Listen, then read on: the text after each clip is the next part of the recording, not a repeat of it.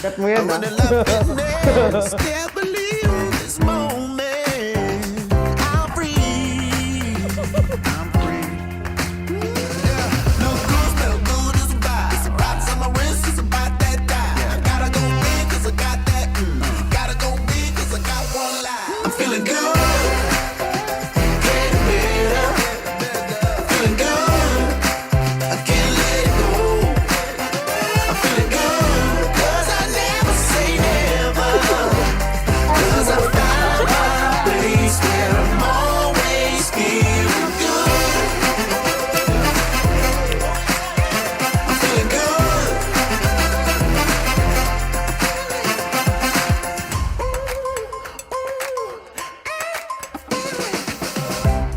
Let's get wild. Now nobody's business. All day, all night. Yeah, we running like a river. Never ever leaving this moment. Come with me. I'm feeling good. Getting better. Feeling good. I can't let it go. I'm feeling good. Cause I never say never. Cause I found my place where I'm always feeling good. I'm feeling good. Look good. Actually sa Facebook lang talaga. Sobrang kulit niya kasi chat ng chat, ganon. Tapos, lagi siyang nagre-react sa mga stories ko. Sige, ako na. Siyempre, bilang lalaki, usually dapat naman ang lalaki nagpo-first move. So, ako talaga ako nag-chat. Tapos, hindi ko pa siya pinapansin until parang one day, napareply na lang ako sa kanya. Tapos, nagtuloy-tuloy na yung pag-uusap namin. Right here on this ground where we are standing, holding dreams. Lagi siyang nakangiti, kaya parang laging good vibes lang yung pag nagkikita kami, as in tawanan lang, tapos mahilig kaming kumain before. Awa ng Diyos, pinansin naman. Kasi yun, binigyan natin pinakawalan. Binigyan natin ng matindihang effort na. See it now, the story comes together. Beauty lives in every chapter. We feel it now, nothing could be better. You and me, chasing down forever. Si RB, maalaga si RB talaga. Pagdating sa bahay, pagdating sa akin, maalaga siya. Tapos sweet din siya sobra. Sobrang consistent niya pagdating sa hatid sundo sa akin.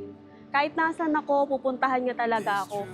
Ako, masaya ako kasi parang fulfilling sa akin na ibigay kay RB yung gusto niya ring pangarap niya na ikasal, na makahanap din ng tamang lalaki para sa kanya. Mixed emotion, excited, na kinakabahan, kung ano yung kalalabasan nung wedding namin.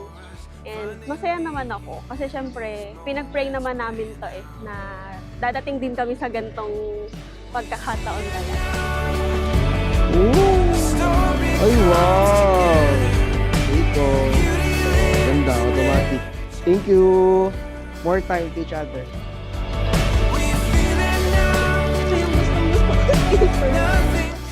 Thank you kasi matagal ko na tong ina-eye and di ko ina-expect na bibilhan niya pala ako nito. I love you! Thank you!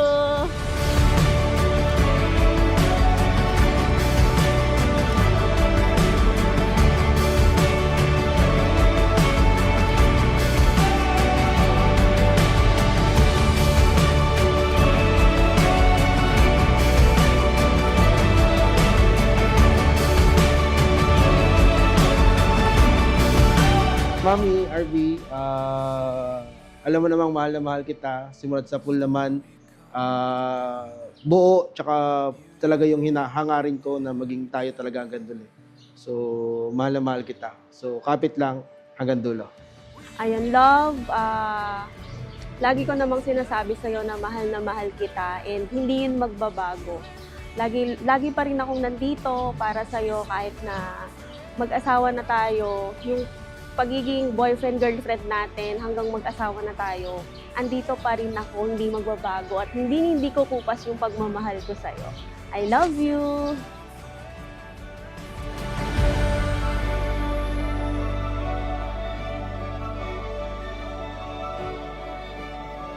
Today, I stand here not only to merit the love of my life, but to embrace the beautiful family we're creating together.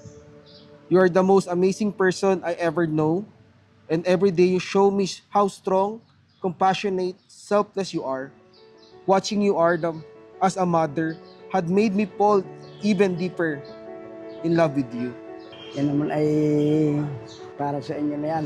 Pagsasama sana ay maayos. Ang sasabi ko lang, anak, kung ano ang problema pag-uusapan, magsama kayo ng matiwasay at nasa edad na kayo. Salamat. Mahalin mo ang asawa mo kasi ang asawa ay regalo ng Diyos. Kaya palagi magsamba, pagdasal mo ang pamilya mo, pati kami isama mo sa dasal. Ha?